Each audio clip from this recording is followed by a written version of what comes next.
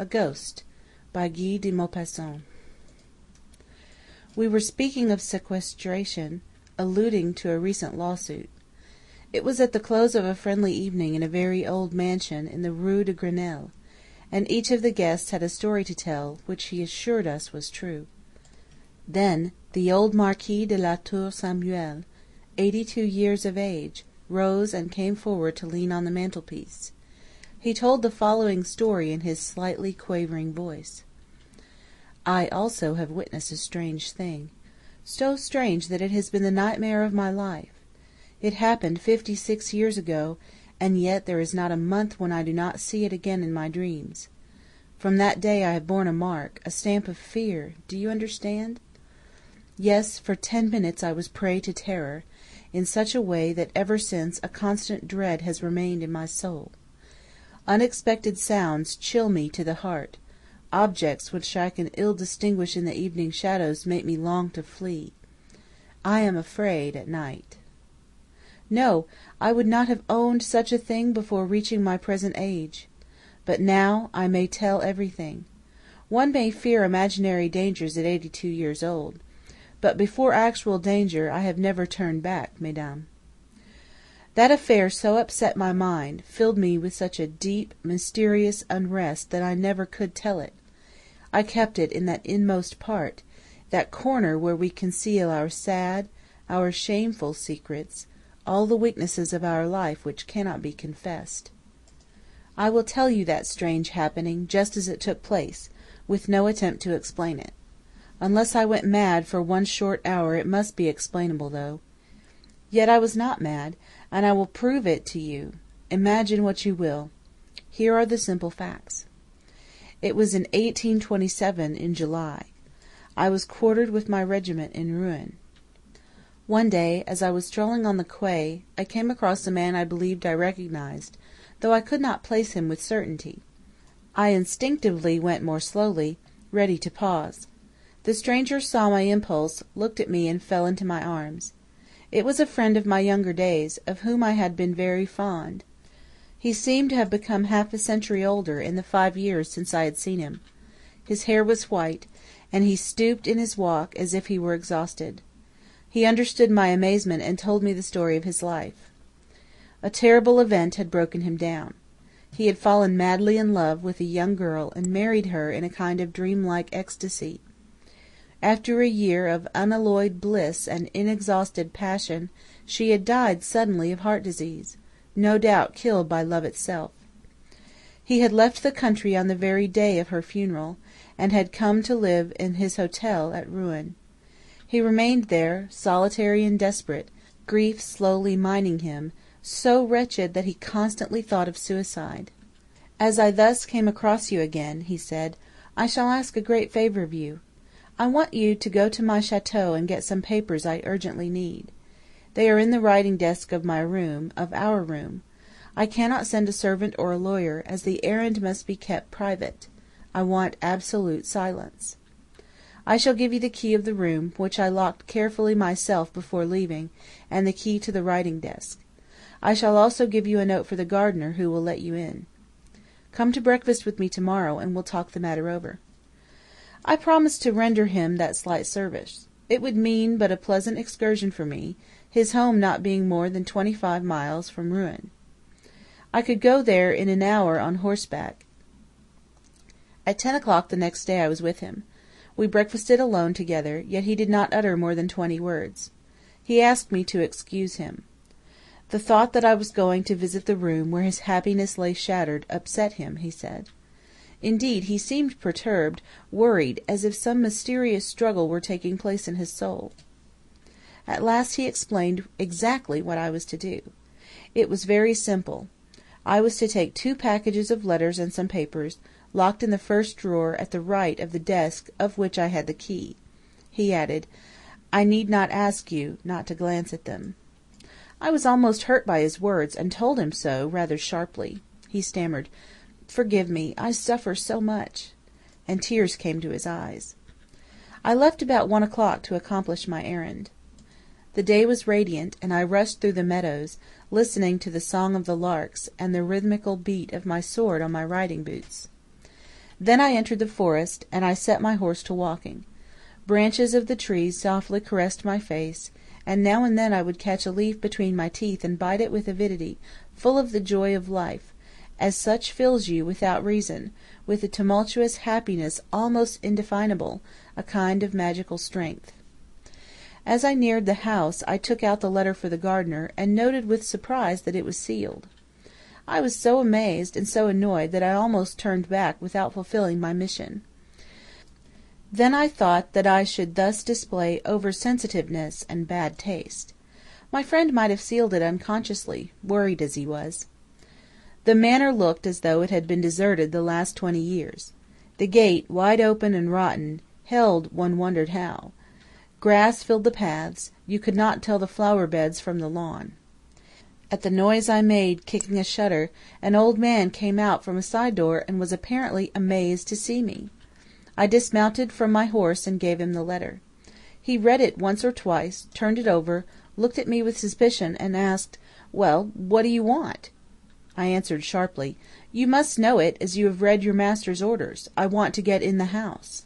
He appeared overwhelmed. He said, "So you are going in his room?"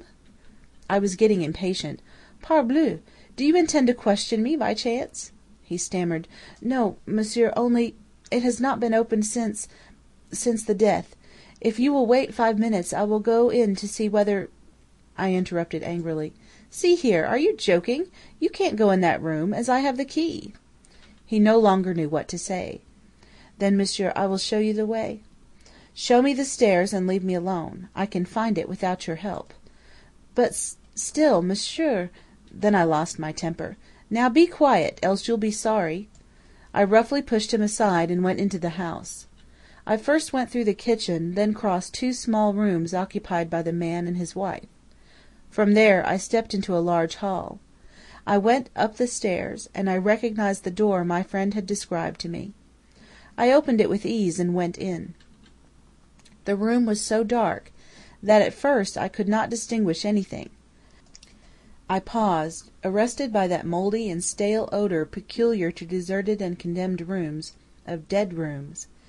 Then gradually my eyes grew accustomed to the gloom, and I saw rather clearly a great room in disorder, a bed without sheets having still its mattresses and pillows, one of which bore the deep imprint of an elbow or a head, as if some one had just been resting on it.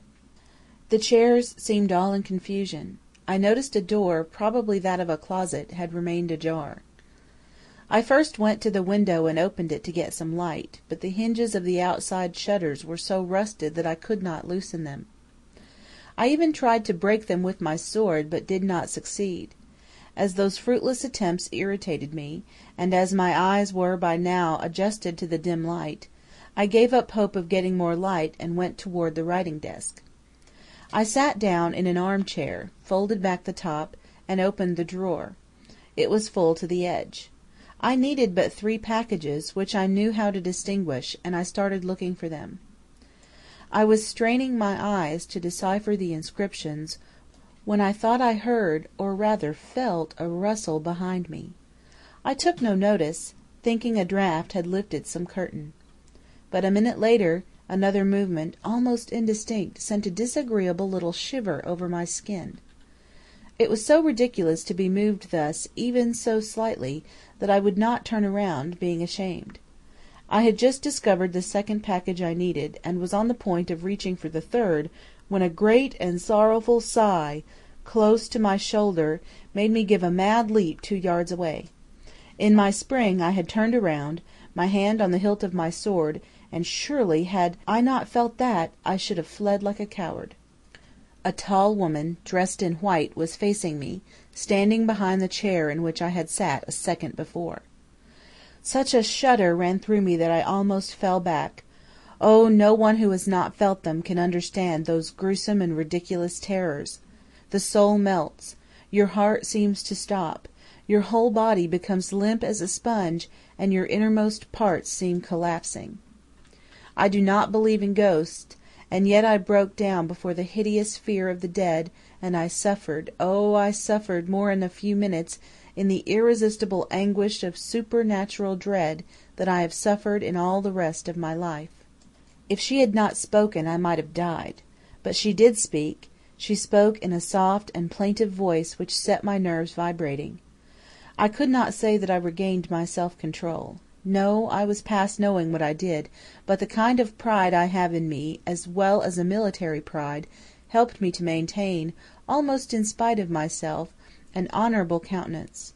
I was making a pose for myself, and for her, whatever she was, woman or phantom. I realized this later, for at the time of the apparition I could think of nothing. I was afraid. She said, "Oh, you can be of great help to me, monsieur." I tried to answer, but I was unable to utter one word. A vague sound came from my throat.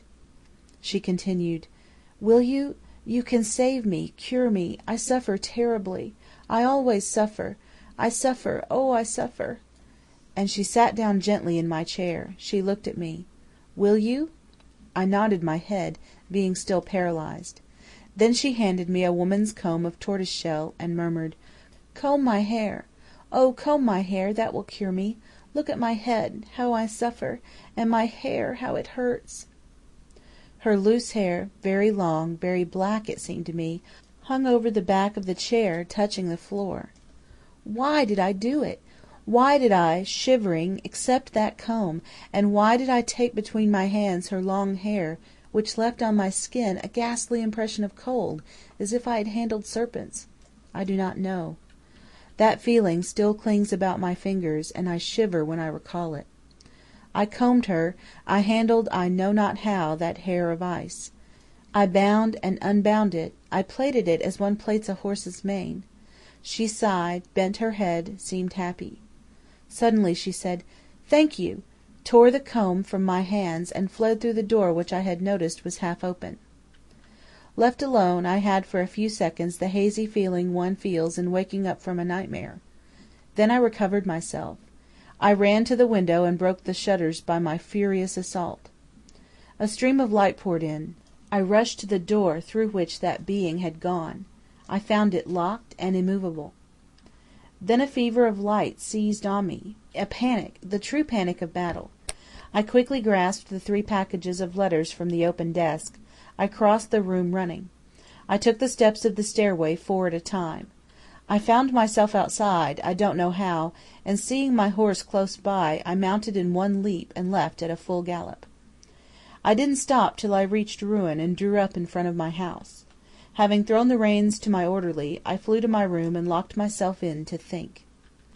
Then for an hour I asked myself whether I had not been the victim of an hallucination.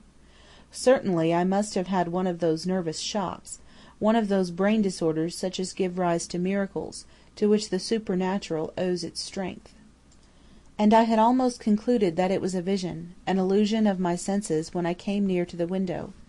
My eyes by chance looked down. My tunic was covered with hairs, long woman's hairs which had entangled themselves around the buttons. I took them off one by one and threw them out of the window with trembling fingers. I then called my orderly. I felt too perturbed, too moved, to go and see my friend on that day. Besides, I needed to think over what I should tell him. I had his letters delivered to him. He gave a receipt to the soldier. He inquired after me, and was told that I was not well. I had had a sunstroke, or something. He seemed distressed. I went to see him the next day, early in the morning, bent on telling him the truth. He had gone out the evening before, and had not come back. I returned the same day, but he had not been seen. I waited a week. He did not come back. I notified the police. They searched for him everywhere, but no one could find any trace of his passing, or of his retreat. A careful search was made in the deserted manor. No suspicious clue was discovered. There was no sign that a woman had been concealed there. The inquest gave no result, and so the search went no further. And in 56 years I have learned nothing more. I never found out the truth. End of A Ghost. End of Section 15 of Famous Modern Ghost Stories. End of Famous Modern Ghost Stories, compiled by Dorothy Scarborough.